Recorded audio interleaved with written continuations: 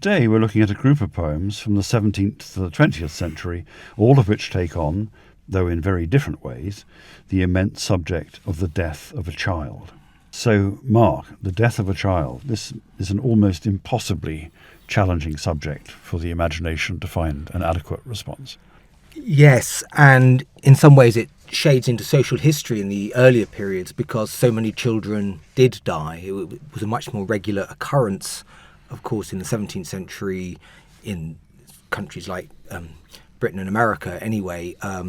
But it throws into relief just the impossibility of summoning words to cope with an event which is in some ways beyond description, and it's so hard to create a narrative or a meaning out of the loss of a child of in these cases we've got from a couple of months old to 10.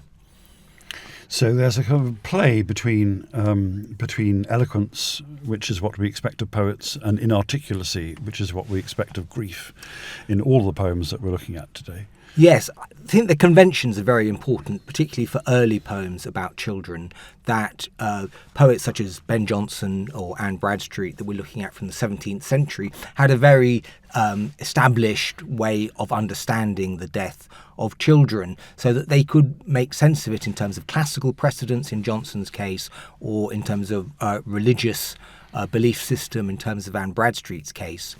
Nevertheless, what's so interesting is when the emotional tug of the rhythms or the images somehow seems to pull against that understanding that the death should somehow be accepted as part of God's plan. Yes, God's purpose in some mysterious way, absolutely. So we have 4 poems today. We have a beautiful, all short poems, a lovely poem by Ben Jonson about the death of his first son. We have a poem, as you mentioned there, by Anne Bradstreet about her grandchild.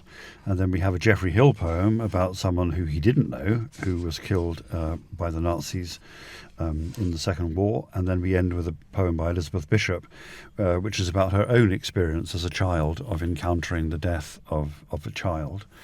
Those first 3, the Jonson, the Bradstreet, and the Hill, they are all very striking sort of rhetorical performances, aren't they? Because they are all addresses to the dead. So they are addresses to people who are no longer there.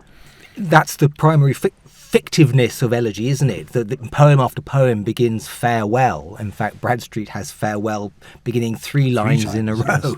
Yes. So the figment of the fiction is that you can say goodbye to this person and that you are addressing them and they are hearing, and that it's part of a kind of ritual or ceremony which will ease their path into some kind of imagined afterlife. Though in the case of Ben Jonson, rest in soft peace, he says, which implies resting rather than sort of going to heaven exactly at that moment. But the assumption is, in both cases, that the child will go to heaven, partly because they're innocent.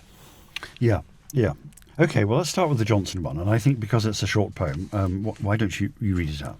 On my first son. I should say it's 12 pentameter lines, 6 pentameter couplets.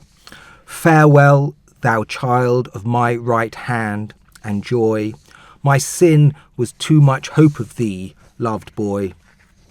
7 years thou wert lent to me, and I thee pay, exacted by thy fate on the just day.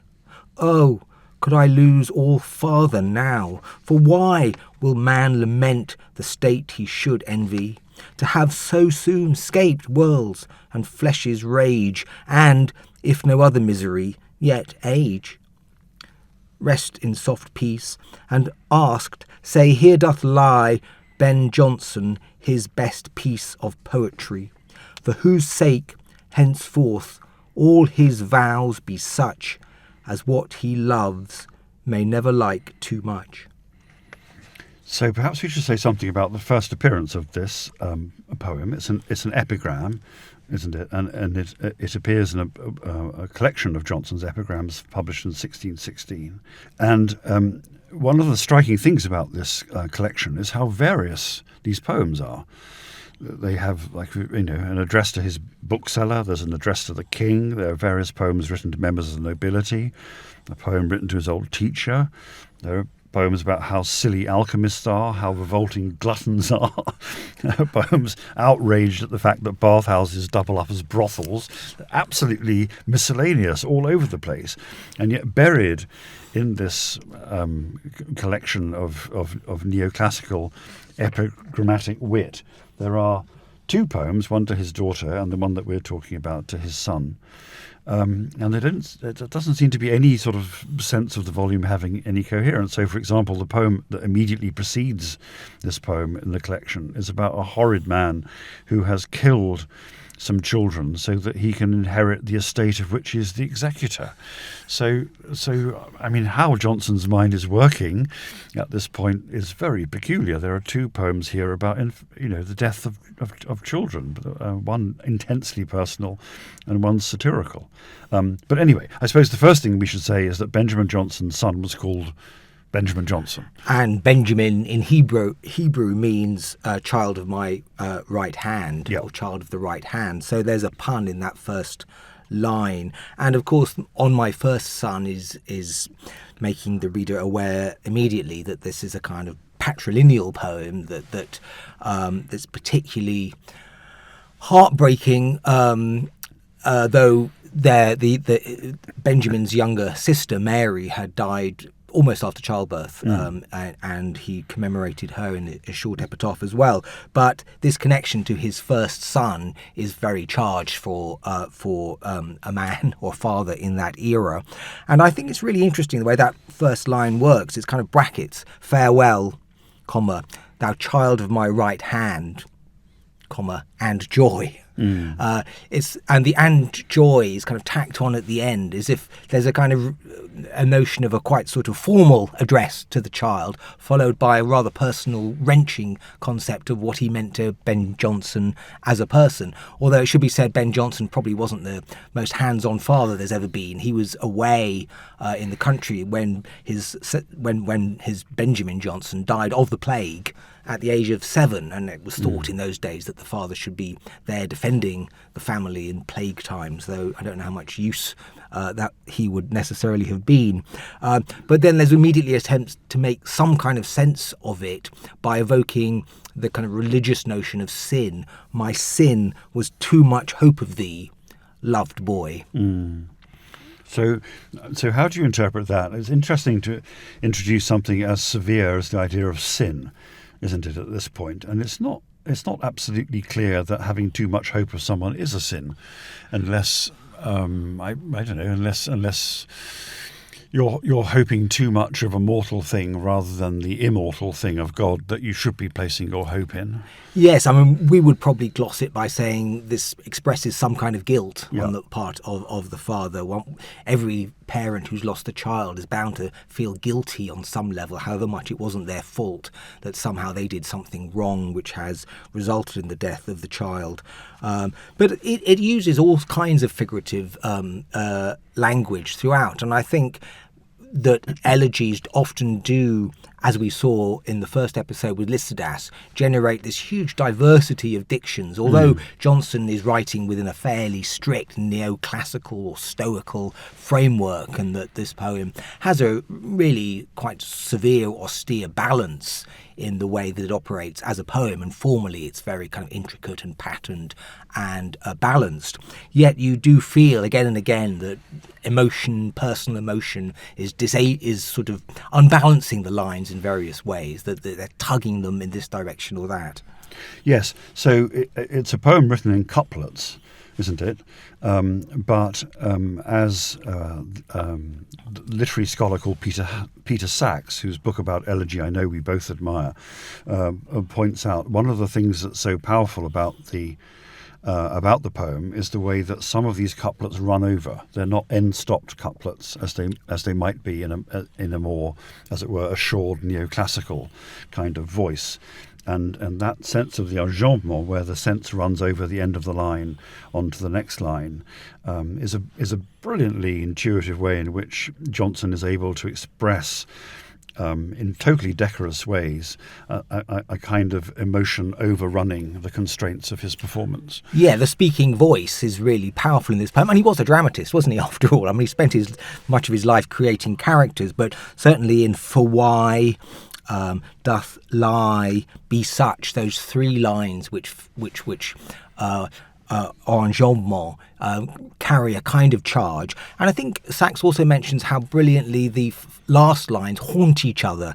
Joy, boy, pay, day, why, envy are all close. And we've talked already about how the haunting or the spectral is often an aspect of elegy, and this is happening almost in these half rhymes which tumble down the page, as if he keeps repeating the same kind of almost obsessive sound patterns. So we get 7 years thou wert lent to me, and this is an idea that will come up in Bradstreet again, won't it? Which is that your children just loaned to you by God, and you have to give them back in the way that you have to give back money to someone who's lent you a sum. And I thee pay, says Jonson, on the just day. So there's a very almost, well, I don't know, I suppose to our eyes, crude kind of mercantile relationship between the grieving parent and the deity that has claimed back this temporary gift. But then line 5 is, I suppose, where we do break into what Keats might have called the true voice of feeling. Oh, could I lose all father now? Having just been thinking about God, who is a different kind of father, as it seems from this poem, at least a much less forgiving one. And I suppose that line means, could I abdicate all my natural paternal feelings because I can't bear to have them anymore? I think that's right, yeah. And it's a real cri de coeur, isn't it? That O, which has almost been stored up, farewell is fairly traditional, but the O here somehow does feel like a sort of howl of pain, or maybe that's one way in which, if you get into the thought of imagining you're a parent who has lost a child, you might interpret it. And it's an exclamation, and this sort of generates almost Jonson trying on an almost satirical or anti-life posture that you get in Hamlet, which is written 4 years earlier. For why will man lament the state he should envy? To have so soon scaped worlds and flesh's rage. That sense of the world is ghastly, and it's best to be in heaven, and what is this quintessence of dust kind of thing. Those were very popular with Renaissance humanists of all stripes, but in this case it really is anchored to a sense of loss, which is really quite piercing. Thanks for listening to this extract from Close Readings. You can listen to the full episode and all our other Close Readings series by signing up to our Close Readings subscription. Go to lrb.me/audio or click on the link in the description.